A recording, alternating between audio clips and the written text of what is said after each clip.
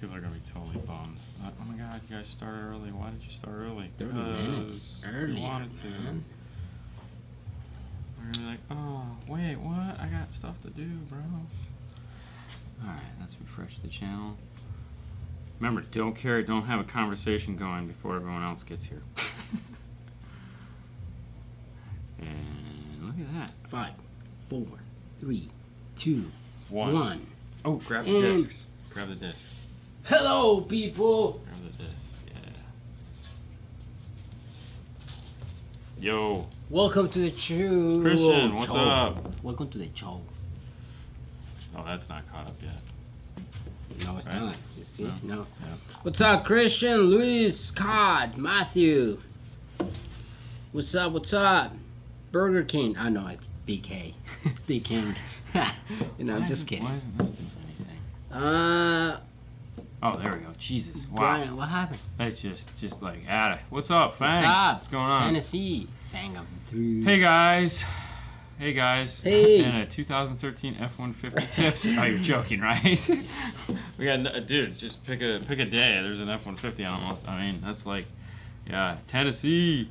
1 week until vacation. Wow. Yeah. That's He gets here this weekend, and then we'll go. So this weekend we're going to Universal. Next weekend we're going to meet them at Disney, and then the weekend after that we'll be in California, and then we'll be back and we can breathe. What's up from Tarpon Springs, Mexico in the house? Hello working from Sunday. Trinidad. No, definitely not working Sunday. No, No. that's a day off. Jesus even took the day off. I think I'm entitled, right? It's my entitlement thing. I always talk about entitlement. I think having Sunday off. Yeah. Live time. Yeah, we're going a little early today because Haley and I are dipping out to head over to the Universals. But today's gonna be fun because we're gonna give something away today. We're giving away 2 somethings. Two somethings? 2 somethings. Well, Okay. hold one up. Hold up the something. So we got I Ask a Disc that somebody dropped off earlier this week. That if you caught the 5 minutes 5-star, you got to see who dropped them off. And the reason I'm not telling you who it is because if you. So how you're going to win is we're going to ask questions. This is going to be super simple. We're going to ask questions, and if you know the answer, you could possibly win. If you're the first to know the answer, you could possibly win. And now We're going to give away 2. we're going to give away 2 today. That's it. But we got a bunch to give away, so we're going to give away some more on Monday, and then we're going to give some more on Instagram. But one of the cool things that we have to give away, since we're all here and we're all chilling out, if you guys haven't seen this yet, this is the audio control. So for those of you that have watched the video, thank you so much for watching. But our trip to audio control came with Fruit to Bear. This, at the end of the video, you guys see me have them sign this. This is a giveaway.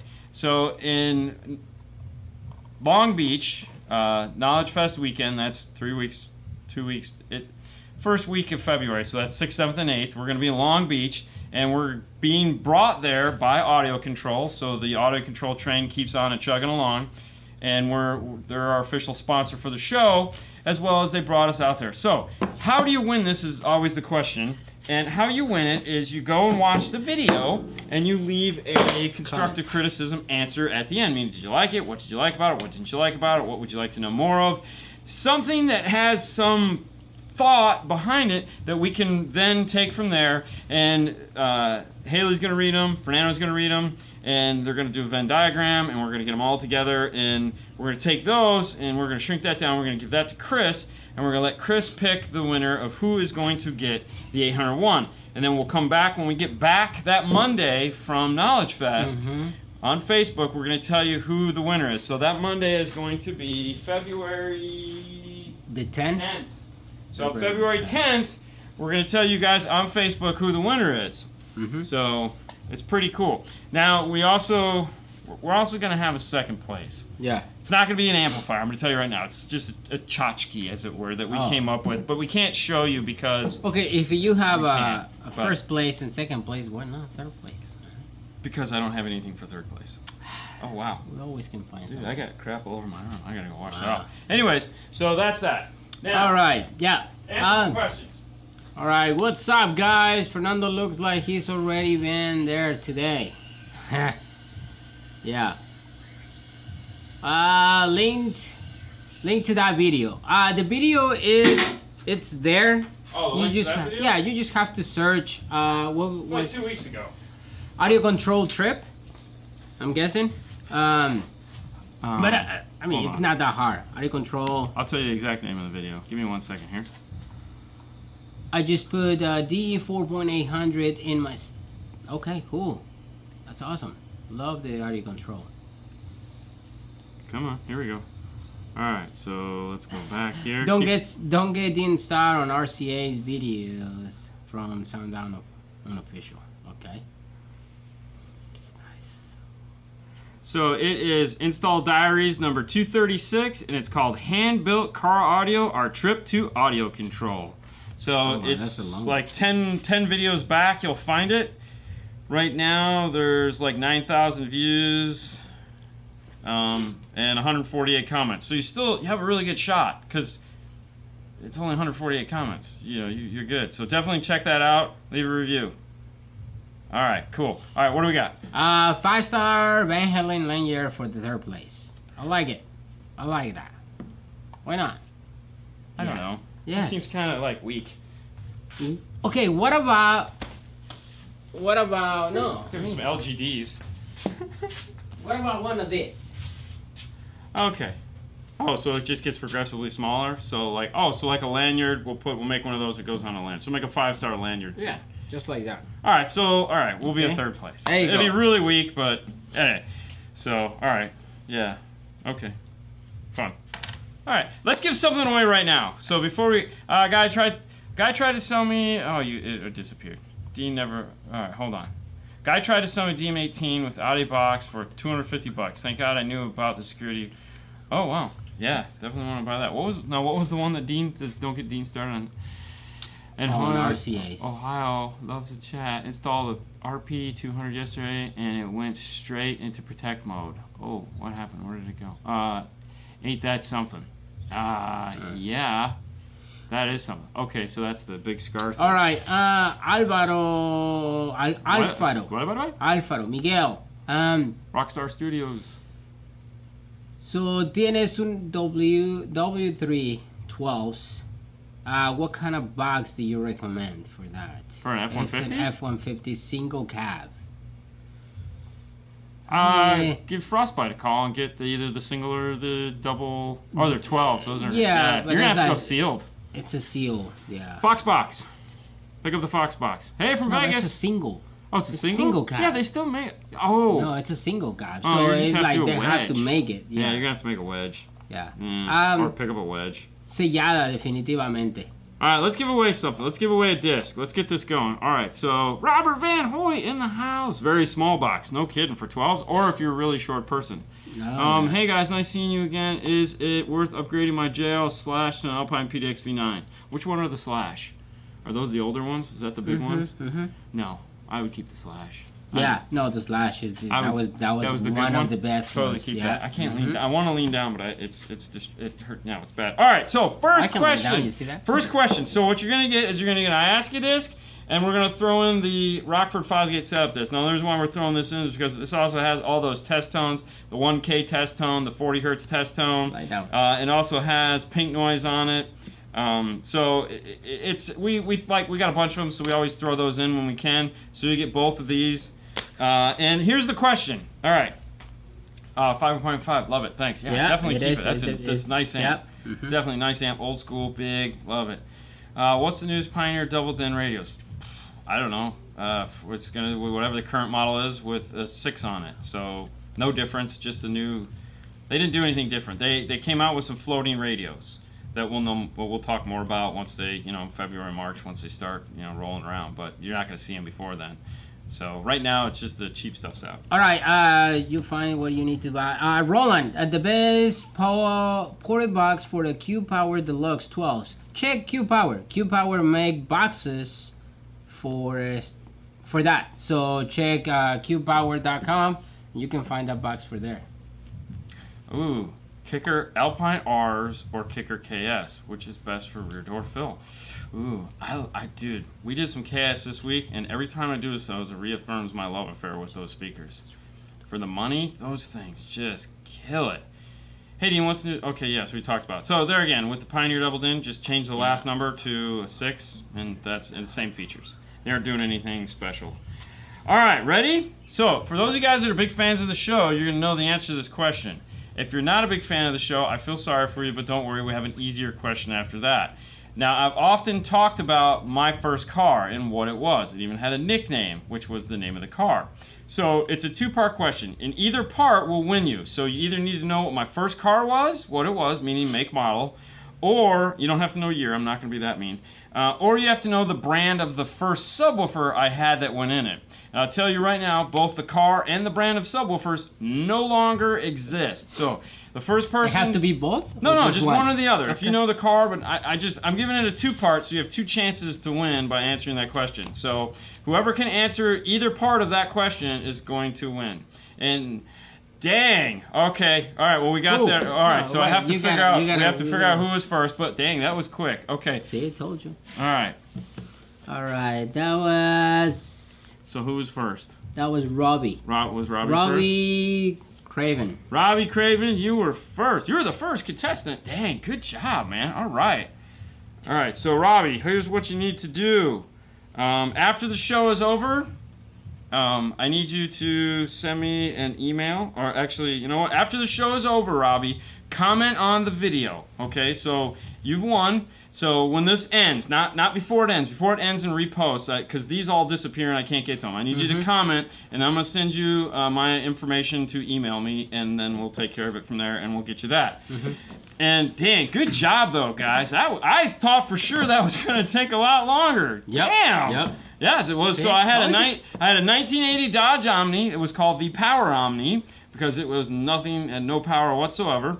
And the first subwoofer I had, which I'm kind of bummed. Did anyone get that? Right there. No, it's not this one. No, it was not a Sherwood. It was not a Sherwood sub. It was a JSE, or Jet Sounds Electronics. I had two 8-inch JSE subwoofers in it. So, and I was super excited to have those. But yeah, no, good job. Sherwoods were the next go around, and that wasn't until I got my second car, which was a Renault Encore. Apparently I was into crappy cars. Yeah. All right, let's take a couple questions. Blue Thunder, good stuff. Let's take a couple questions. Bismarck! So the winner is gonna get the Ayahuasca disc. And they'll get that. And the setup disc from Rockford. And you'll get a lanyard and all that other crap too. All so, right. Because if I put it in the box, it all goes in the box. So we'll put it all in there. So. Sorry. Yep. There you go. That's gonna be the package. Okay. So that'll be the package. And then we're gonna give it. The next guy's gonna get the same thing. You know what? What? Let's put this. This is gonna be a package right there. Yeah, but that's just. No, that's it. And then the second place, just get the Ayahuasca disc. No, because we'll just save this for something else, and it's just a piece of plastic, dude. Slow it down. Okay. No, we're gonna get the same way. They'll get a lanyard. They'll get that. All right, cool. So there we go. Let's move on. Let's access. I'm looking at two different Fosgate punch amplifiers. One rated at 1,000 watts, 1 ohm, and the other rated at 1,000 watts, bridge, 4 ohm. My subs are dual 2 ohm, kicker L7s. All right, so we got 1 ohm or 2 ohm. This is their dual 2, so that is going to be. So it said 1 ohm. And that is a dual 2, so that's 4, so that's 2. So we want the one that goes to 1,000 watts at 2 ohms. All right, apparently I gotta go. Why? Yeah, Paul, he needs something. Really? Okay. So yeah, which do you? So I have dual 2 ohm subwoofers. That's gonna be 4 ohm. So you're gonna want to get one that does it at 2 ohm. All right, let's go back to this. Sundown on a. Okay, all right. That was that. All right, so I'm just going to scoot over to this because that's killing me. All right, does that go that way? All right, so this goes down. Sundown officially said using RCA splitters or splitting signals in general does not lower voltage of signal. Sundown officially said that? Okay. Well, hey, if they're the guys that officially said it, then perfect on them. So basically what that means is that if you have a radio that puts out 4 volts, every amplifier is going to see 4 volts. Yeah, it makes sense to me. We'll go with that. Okay. I don't know. It just, yeah. Install 3 amplifiers and, I mean, yes, if you put a meter on any part of a wire, it's going to say that, so. I think well, you know what, Fang, we'll save that and we'll bring that in and we'll talk more. We'll get some more people involved in that conversation. I think that sounds like a better way to do that. How much does passive crossovers eat? Honestly, I don't know if there's an actual number behind that. it's minimal. I know that. The really thing comes in is when you go active, it gives you the ability to really define how you want it. So most of the time passive crossover networks are 12 dB slopes, not 24 dB slopes, so you can really move around those crossover points and get better performance out of the speakers. However, it's also very scary. And there again, one of the things I always find funny is that people will take and put a passive crossover in line with a tweeter in the hopes that, you know, it won't ever blow, and it's that whole stopgap thing. I think we talked about that last weekend, and it's like, okay, I mean, if we're doing that, let's just run the passive crossover and call it a day. But maybe 5 to 10% max. Yeah, and there again, it's one of those things that, yeah, 5 to 10, 18 to 15. I don't even think it's that much, to be honest with you. I mean, I'm trying to think if there would be a way for us to measure that and actually get a definite answer. And I think there would be. I think we're going to have to look into that and get an actual, like, do an actual test. You can't time delay with passive. Yes, you can, Justin. Yeah, you can. Why can't you? You totally time delay with passive. We do it all the time. Works great. I mean, you gotta understand, you time delay to the bigger speaker, but yeah, I can time delay with passives all day long and it'll sound fine and be perfectly centered and sound wonderful. Going active sound better? Sure, yeah, a little bit, but I guarantee you that 90% of the people wouldn't be able to tell the difference. If your crossover is biampable, so if you're going biampable, then yeah, you could use passives and do a you could go passive, active, meaning active power, but passive crossovers. Like all the Rockford T1s, T2s have the ability to biamp in, so you can run channels 1 and 2 to the tweeter, channel 3 and 4 to the mid-range. That might be a good crossover to test to see what kind of voltage output would vary and see what we get out of that. Maybe we'll grab one of those next week. Measure AC voltage from speaker, then throw a crossover on. Yeah, exactly. That's what I was thinking, is just do that and see what kind of... And hey, we could make a video. And then they'll also depend on the quality of the passives. Totally agree. So, you know, there again, we would only do it with high-end passive crossovers because most of the people that are worried about that are going to do negligible RMS loss over the crossover. Exactly, and that's what I'm saying. I really don't think it is a lot of power. I just don't see it as being tons of like, oh my god, but we can test it and we'll do it. Why not? I think that'll kind of put a nail in that coffin. Dean, is the kicker L7 with dual voice coil, so it would either be a 4 ohm or a 1 ohm? Yeah, so 4 ohm for 1, which would be 2 ohm for 2. 1 ohm for 1 would either be back up to the 2 ohm or back down to half ohm. So the easiest solution to that would be the 2 ohm amplifier is going to give you the most amount of power to that particular ohm load configurations. Sounds like a good idea. I'd like to see where the loss comes from. Exactly, and I think that's a great idea, is that we definitely, car gift from Portugal. I think that would definitely be wonderful, and just, we'll take a couple passives that we have, and we'll just see what we get, and we'll play like pink noise out of them, so it's not like max crazy voltage. So pink noise is going to give us the best, will give us a full frequency so that we can jam it all into there and see what happens. And then we'll set our crossover with the CCA1, so we'll have to figure out where like the crossover points are, and then we'll go from there and see what kind of voltage differential we get. I like it. See, there we go. We've come up with a new video and you guys got to plan it. Hey Dean, do they have any radios that have screen mirroring wirelessly? Yeah, so you can do that for iPhone. No, for Android, yes. The Kenwood XR series radios have wireless screen mirroring, and so do the Pioneers. Basically what you need is the Wi-Fi, so anything that'll do wireless CarPlay or wireless Android Auto will also do wireless screen mirroring from Android. It will not do it from an iPhone. And next year's versions of these will have USB screen mirroring for iPhone. Or this year's, because it's 2020 already. So yeah, I keep saying next year's because it just seems like that. It seems like you have ADD to... I know. It happens. I mean, you're reading and trying to think, and normally that's what he's for. So as soon as he leaves, it screws up the whole show. Bobby, what's going on? Okay, like it. All right, let's keep going here. Let's get to... Plus, we have a laptop now down here, which is a little bit behind, but that way we can go back and check things. When using a good DSP, okay, hold on. Where did that go? Dang it. I lost it. All right, so sorry, I'll try to have Fernando find that. Here we go. Recommended 2004 Element 7-speaker factory amp 4200. What? I don't get that one.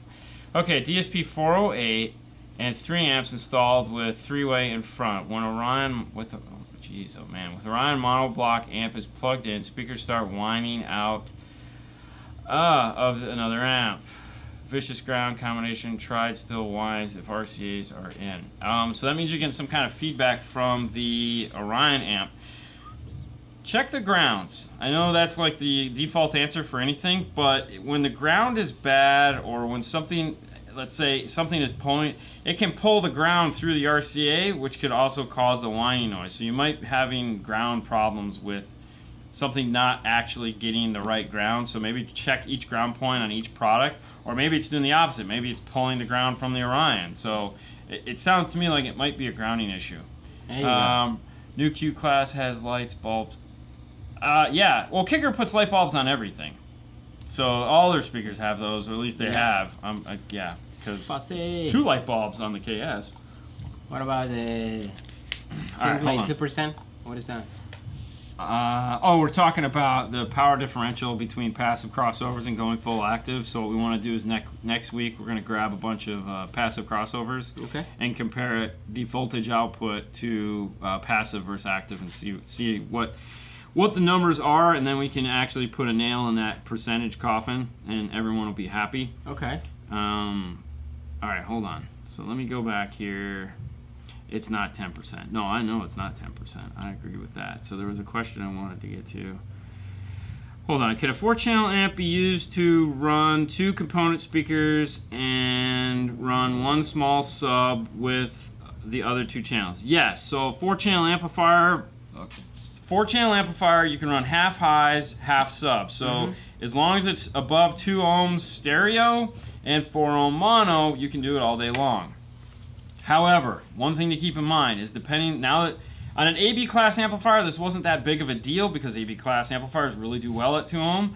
So if you don't have an amplifier that's made to run really well at 2 ohm stereo, so like for example, Audio Control D4800s do 2 ohms all day long. They sound great doing it. Yeah. Not all amplifiers are made to do that.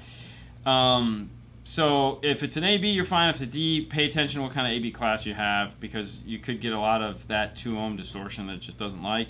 But yes, most amplifiers are perfectly capable of doing it. All right, Ryan.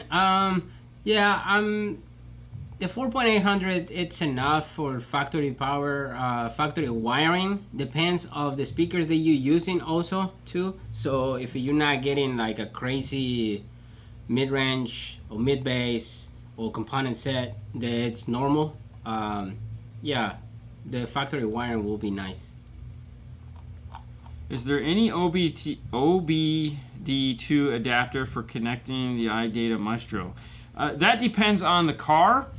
If when you buy the RR and you buy the corresponding harness to go with the RR, it will have an OBD2 adapter in the box, and then you look at the instructions online and it'll tell you whether you need to plug it in or not. But there's not like an extra one you have to buy. So if it needs it, it provides it. If it doesn't need it, it's not in the box, you don't need it. So Ryan, factory wiring is fine with those speakers and the amplifier. Yeah. Yeah, well, yeah, but an SPL meter doing that test really wouldn't give us... I want to see the voltage. Dean, have you messed with the Kenwood DMX 125 BT? No, I have not. Full cal K2 is rated at 100 watts RMS. Does this mean 50 watts per side? K2s are only rated at 100 watts RMS? I've never run that. I've always run way more than that to them. Wow, Justin. I see a Pinhead Punch 30 run 6 speakers in each door and 2 12 subs with all pass network. Yeah. Put what?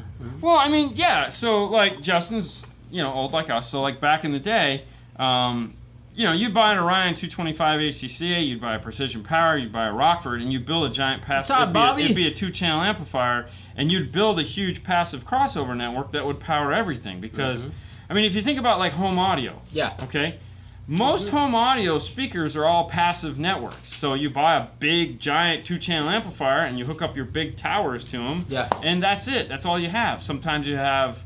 I mean, like if you get a $500,000 set of speakers, you might have biampable capability, and you might have external crossovers, or you might have knobs that you turn. It has passive crossovers built into it, kind of like those big boxes Andy has for the crossovers, attenuation and whatnot.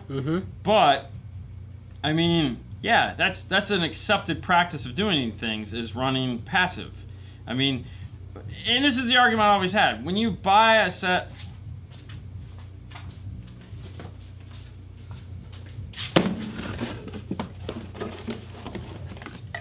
6.5 coaxial, mid-range tweeter.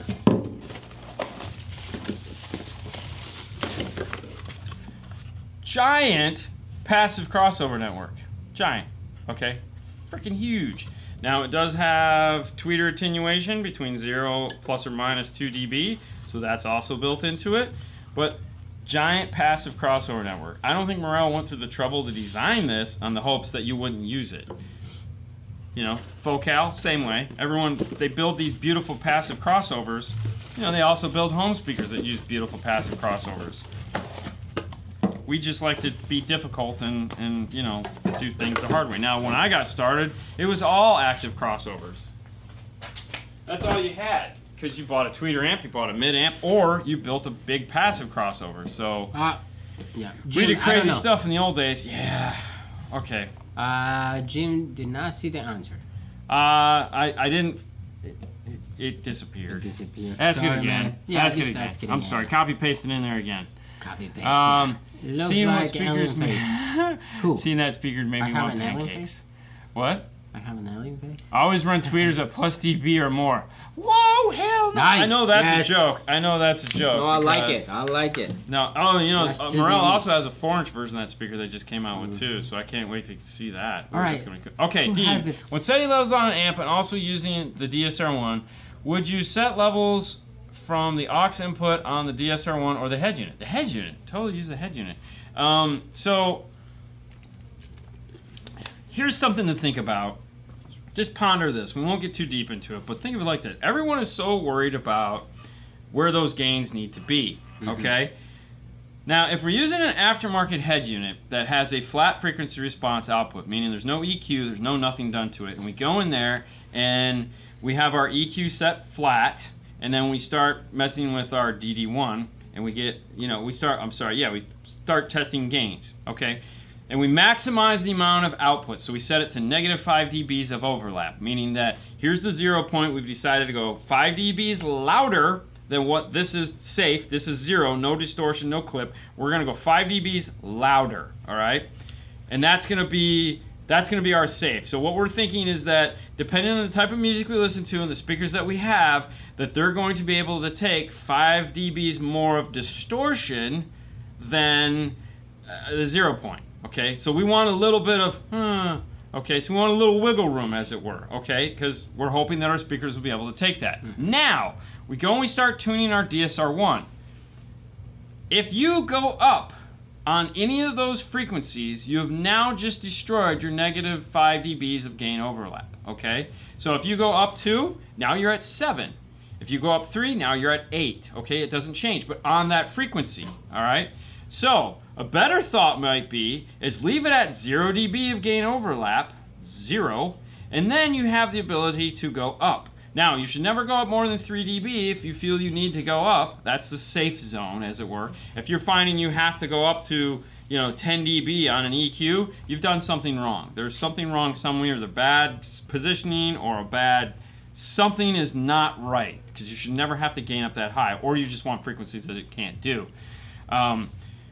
So, that is something to think about. Now, the other side of the scenario is if you have a factory head unit, all right, and now you're all worried about how do I maximize out my gain structure. So there again, we set our bass and treble flat, and then we've set our DSR1 flat, and now we go back to our amplifiers and we start playing with our DSR1, our DD1. Okay, and we play 1,000 hertz at 0 dB. All right, now without an RTA plugged into that output, you can't see where that EQ from the factory radio is. So if they've EQ'd that at all, okay, at all, and you're playing, okay, you don't know if they've attenuated or elevated 1,000 hertz. You don't know because you're not seeing it. So if you go in there and you start turning that gain up, you're like, God, man, there's no signal coming out of this. Yeah. All right. Well, that's bad. Okay, because now there again, let's say that EQ from that factory radio is they went 3 dBs down on 1,000 hertz or 6 dBs down on 1,000 hertz because there's some kind of screwed up thing going on in the car, and that's the frequency that we're using to gain up. Well, what's going to happen? So we go up 5 dBs. Okay, so we keep turning up our gain on our amp so we can get that thing way up here. Now we have this giant, okay, all these other frequencies were lower, or so. When setting your gains using a factory head unit, you have to be real careful. And also, when setting your gains, when doing an EQ or DSP, you also have to be very careful. So don't get so carried away when you're setting those gains. Sometimes 0 dB is okay if you plan on using your EQ to gain up. You get to the same spot. That's all I'm saying. Just something to think about. Later on at night, when you're going through your head, what's he talking about? Think about it. Think it through. Because remember, every time you go up, you're asking an amplifier to put out more power. And if it can't do it, it can't do it. Oh, this is a nice one. Okay, give me a nice one. Hang on.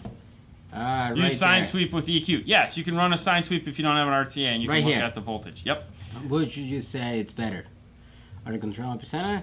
Oh, A WaveTech bass producer. yeah. Yeah. So we've played with both of them, The and difference? okay.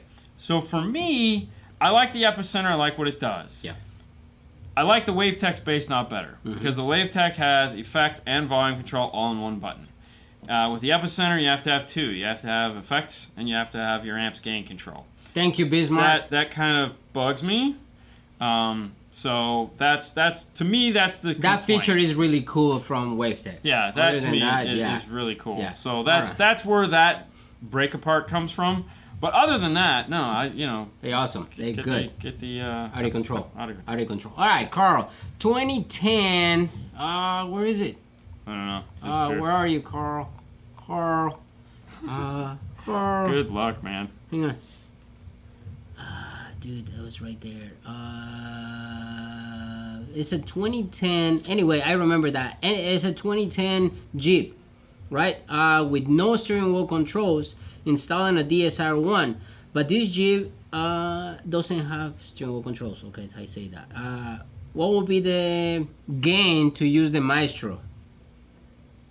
Oh, to go Maestro on it? Yes. That's 2010 Jeep? Yeah. So we're not... There's one with a Jeep. What would be the benefit if you... Well, DSR1 and a Maestro are the same thing. The only difference is how you use it. So, like, a DSR1 has a Maestro module built into it.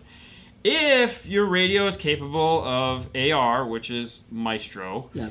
and you buy the corresponding T-harness, then what it's going to do is it's going to take out, and you plug it in that way as an AR, it's going to take out all of the factory EQ, all of the bass roll-off, and it's just going to give you a clean 5-volt signal into the DSR1. Yes, Raul. So that it's like putting an aftermarket radio into the dash with a full DSP built into it. So there is no...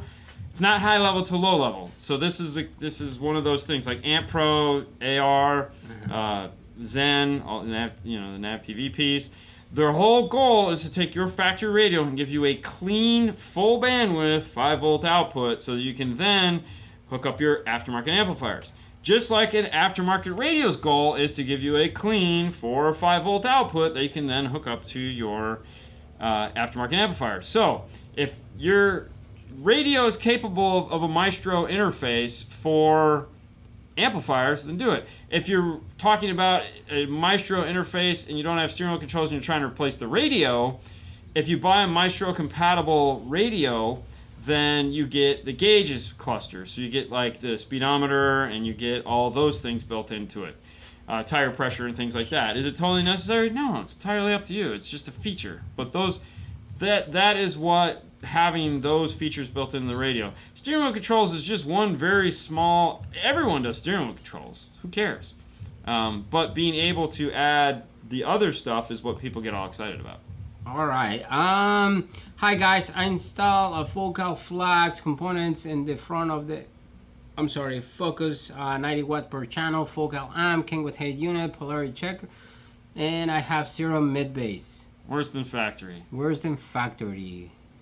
Well, this can I do? Now, There again. Do you have the factory premium sound system on the Focus? So, lack of mid bass. I get that you polarity checked it. But there's a lot of other things that are going wrong here. So, where's it crossed over? Are you losing mid bass from the door? Like, did you put fast rings on it? Is all the mid bass getting lost inside the door panel? Is it rattling? Is there again, is one speaker maybe out of polarity? There's a lot of things that be going on. Do we have a factory head unit in there? Do we have an aftermarket head? Does it say a factory aftermarket? So there's a phase problem in the Focus. It's definitely a phase problem. There's no question about it, but what is causing it? So, and where is it coming from? If it's a factory head unit and you just tapped into it with a Kenwood amplifier and you're going high level, well, there could be something wrong with the signal getting into the amplifier and you just switched it at the amplifier. So somewhere there's a signal issue that is going on that you're going to have to figure out. So maybe try flipping the polarity on one of the passenger doors and just see what happens. I mean, it's not going to hurt anything. It's not going to sound worse. No, I mean, at that point, you're just testing. Yeah. Right.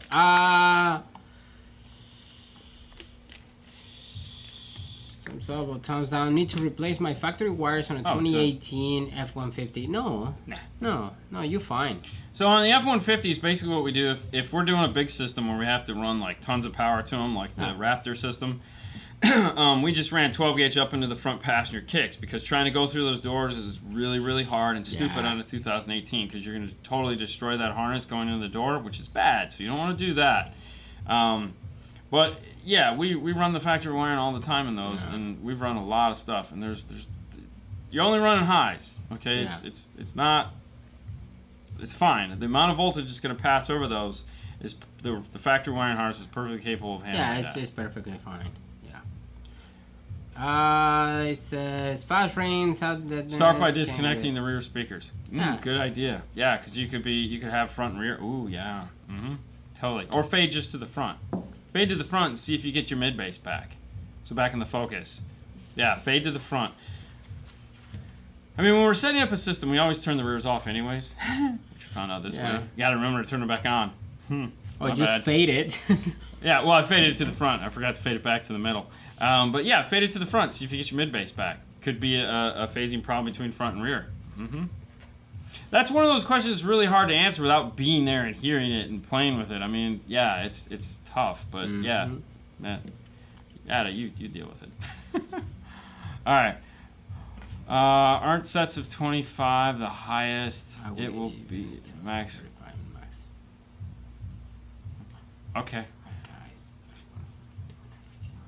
Yeah, so the question is, are we going to review the high 10? Yeah, we'd love to review the high 10. I reached out to John to see if he'd like us to review the high 10 about a week or two ago. I haven't heard anything back, so we'll see how it goes. I don't know. You know, all I can do is ask, and if they want to, I mean, I thought we did a really good job on the Elevate. Yeah. So if they want us to review that, we'll review it. If they don't, they don't. I mean, I don't know what to tell them. Right. Somebody asked about the Pioneer 4100. If you're still good car stereo. It's not like it's gonna go bad. Right. And I mean, it does CarPlay. You just have to make sure the software update is current. And I mean, if we're comparing it to a 4500, no, the 4500 is going to sound better. The 4500 has a much better. The main difference between that series radio and the current series radio, which started at the 4400, was a total redesign. Yep. So they run with a chassis for so long and a circuit board, and then they throw it away and they build a new one. And when they went to the 4400, 4500, now soon to be the 4600, they came up with a whole new circuit board where they used better audio grade components. They went to a split design where they took everything that makes radiated noise and moved it as far away from possible from anything that doesn't need radiated noise. So yeah, they cleaned up the whole inside of it a lot with the things that they've learned from previous years. So will the new unit sound better? Yeah, but there again, how much better?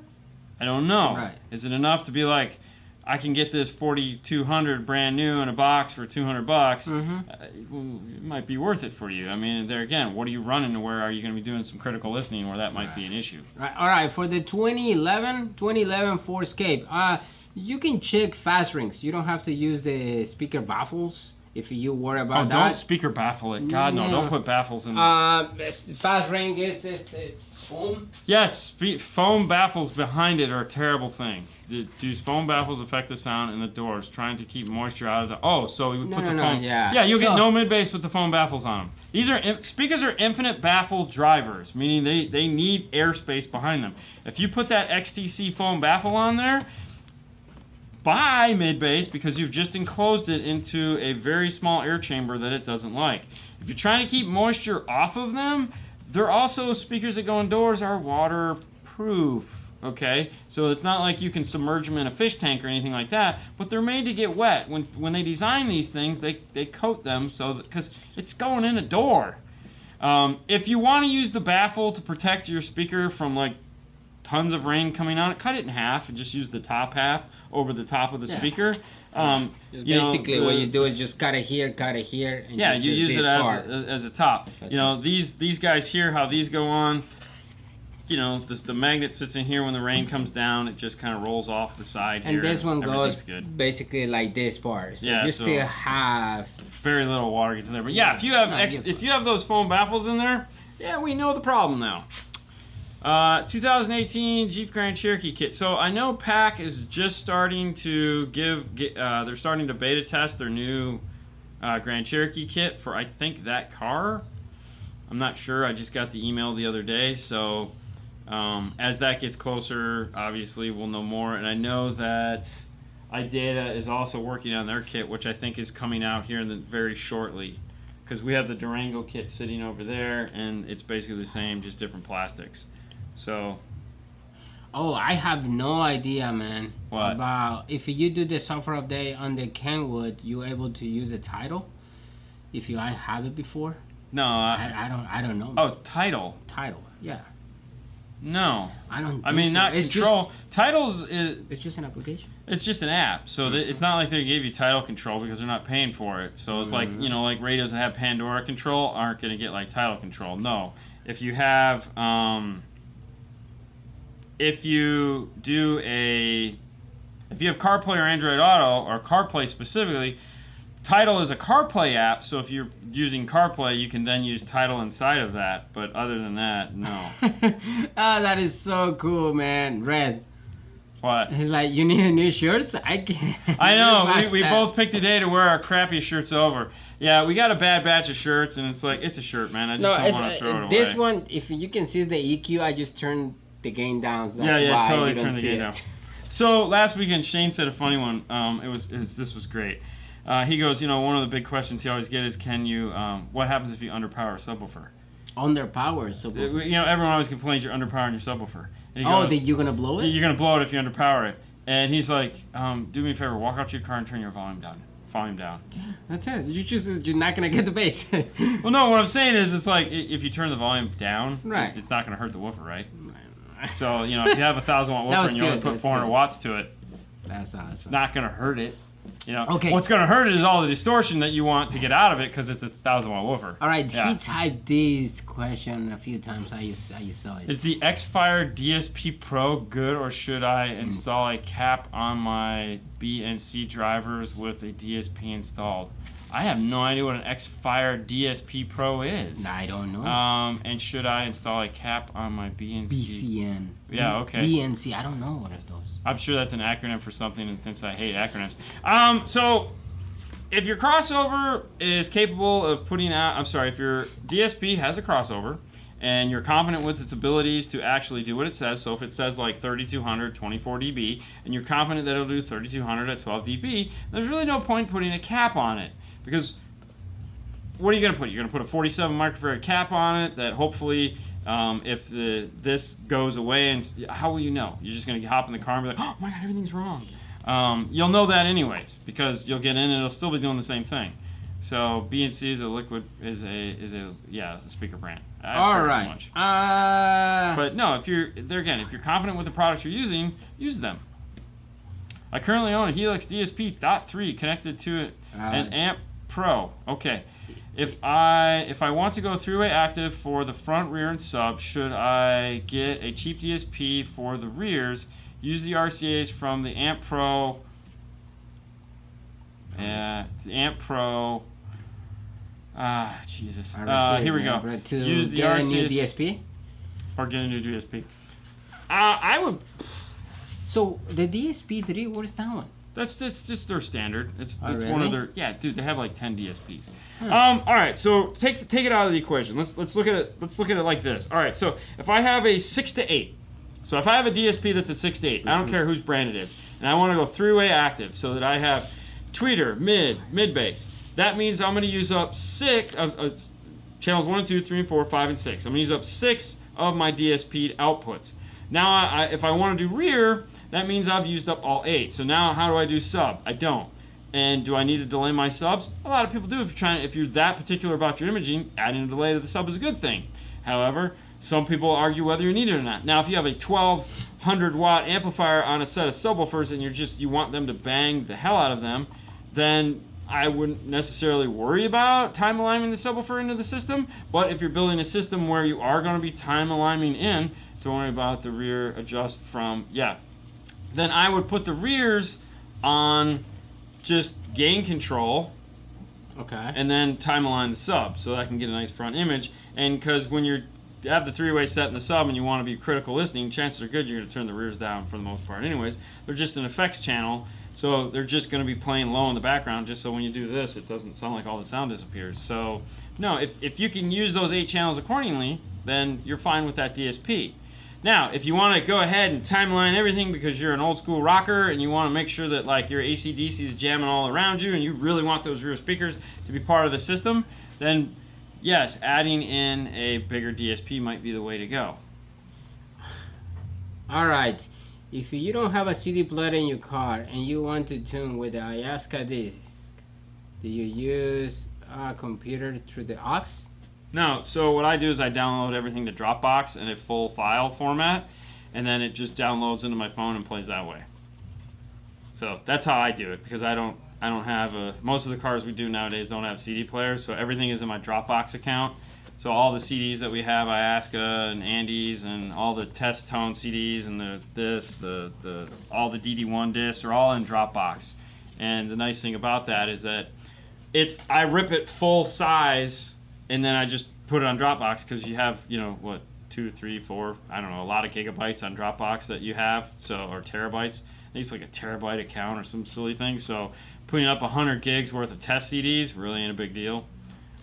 Can I mirror with the iPhone 11 with the HDMI to my screen? Yeah.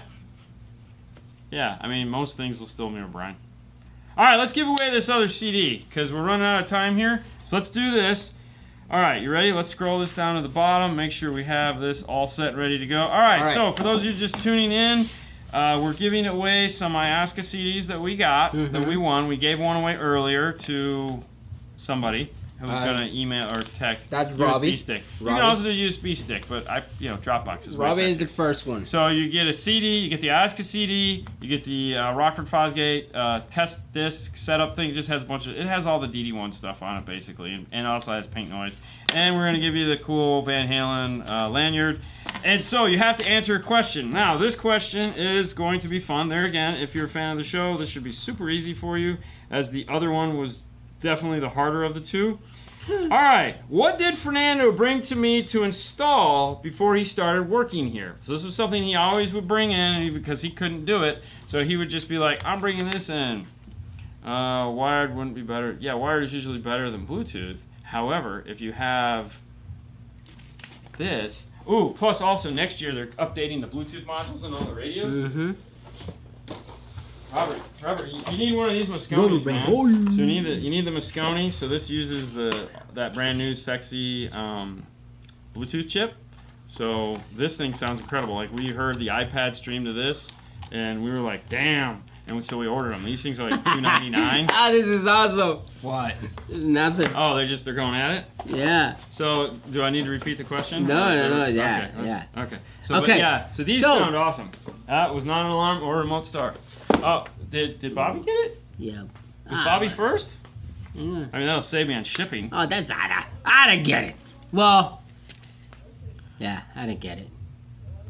All right, who? Oh, hang on. Jonathan Jackson. Jonathan Jackson.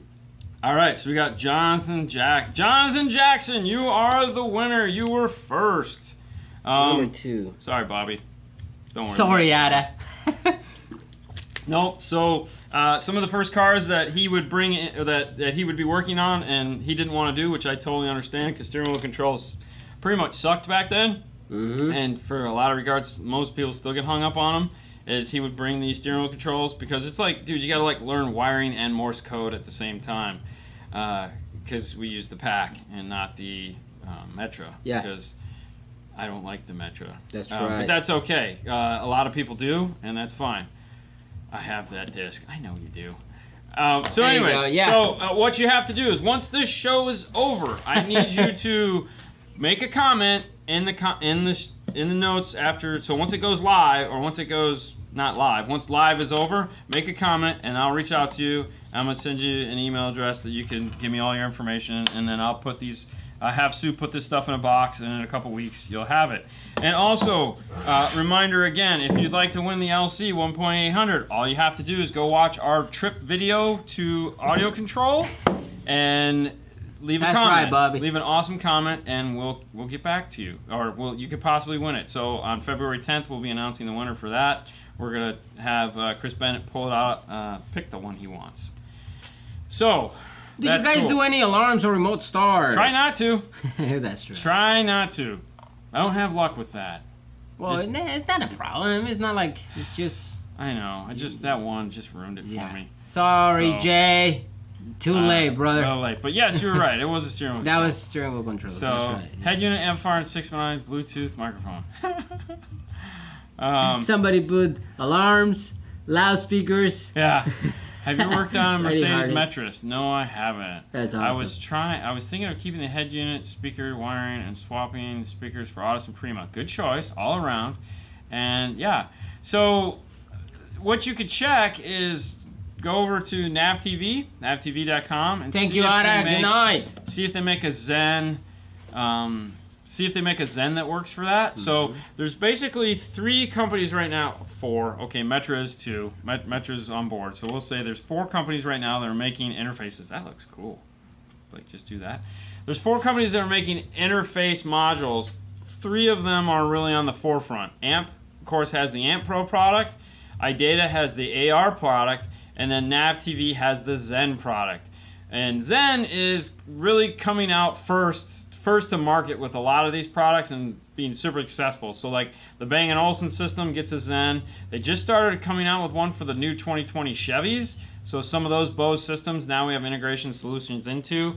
So that's really cool. And they also have integrations for Audis, Mercedes. And then there's also a company called MoBridge. Mm-hmm. That's MoBridge, just like it sounds. MoBridge, like Moorebridge, but MoBridge, that makes a lot of the older German cars that have the fiber optic systems. Mm-hmm. They make a fiber optic interface. So they make a fiber optic to Toshlink. Bye, and Bobby. They make a fiber optic to RCA. So those are the companies that if you have any forms of integration issues that you're hoping that you might be able to just get that cool preamp section like we've been talking about, check those companies out and they will be able to help you. Are you guys going to interview Joe Fox? So he lives in Louisiana, so if we can either get up there, I would love to interview Joe Fox because I've talked to him on the phone and he's a really cool dude. Yep. But yes, I would love to have, if he's ever in town, I would definitely have him, but I would like to go up and see him at some point because once they get their new facility up and running that he was telling me about, it would definitely be worth a road trip to head up there because it sounds like it's going to be like state-of-the-art crazy stuff because they are really taking box building to a whole nother level. Mm-hmm. So yeah, Pack has a video splitter. They do. They have a couple of them. I have several ASCII CDs. My face. Yeah, my voice is... We actually have that track. You can download it on DNF Tool Drawer. Which brings us to the end of the show. DNF Tool Drawer is a place you can go find all cool tools that we use in our videos and our daily life. So all the cool stuff that we use, panel tools and all that fun stuff. We also, if you're into doing YouTube, want to get started making videos, we have a full list of all the camera gear that we use up there as well. One of the cool new tools that I got because we do the 5-star is a cool new, whole new phone rig, which is pretty cool, which we'll be playing with. And then t-shirts that look much better than these, which I do need to order. We have 2 new ones up there.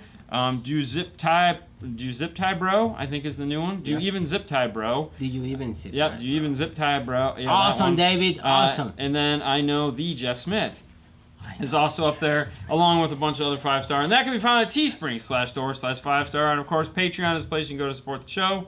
If you decide, we're also, when we do live chats like this, if you want to donate, you can. Correct. And that's it, right? Fernando said, where are you guys going to stay in Cali? Oh, that's right. I was supposed to have that information. You know what? Hold on. I'll tell you. There you go. I have it all right here. Good call. Let me go to my mailbox. We'll end the show there. Hold on. We ended out in there. That's right. I meant to do that. I'm sorry. Last night got away from me. And that do you flash stream, bro? With all the cats in the hands? That's cool. That would be cool. A good shirt like that with the hands. All right, so we will be staying at the Robert. The Westin Hotel and Resort on February 6th. That is there in Long Beach. So there again, I'll put something together on Monday and have that. But yeah, we're gonna be at the Westin in Long Beach on the 6th.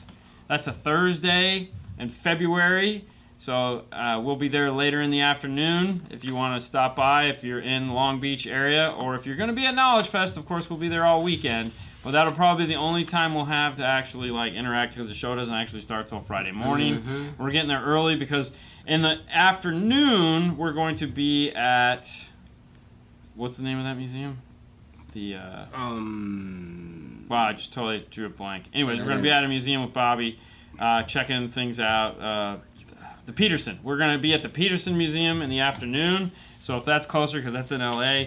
So we'll be at the Peterson. It opens at 10 o'clock. We get in at 10 o'clock. So we'll probably get there around noon. So we're going to be there for a couple hours. So from noon to the... are you having a meet and greet in Long Beach? Yeah, so we don't know the time yet. It's probably going to be somewhere, 5, 6, 7, 8 o'clock there at the Westin. Where we'll be... So just pay attention of the Instagram. But yeah, if you're in Long Beach or in that area, and yes, we are going to be there Thursday night. I can tell you right now, we will be there all Thursday night. So these things don't ever end. So it's pretty much 3 o'clock in the morning thing for us most of the time. So unless some really weird crap went down, we'll be there all night. And if we move locations, we'll send it out on Instagram. Because I know there's 2 hotels there that people are staying at. So if we leave the Westin and go to the other one, we'll post up, hey, we moved to this one. So we'll be there all night. We're going to do a live show at some point, too, on YouTube. So on Thursday night. So there again. Yeah, if you want to come hang out, meet us, we'll be there. We'll give you a lanyard. It'll be a lot of fun. Yeah, definitely. And if you're going to be there for the weekend, or, doing the Knowledge Fest, make sure you come check out our class. Or come see us at the audio control booth. Correct. All right, guys. Thank you so much again. Thank you for the support. See you guys later. That's the end of the show. Bye. Thank you so much.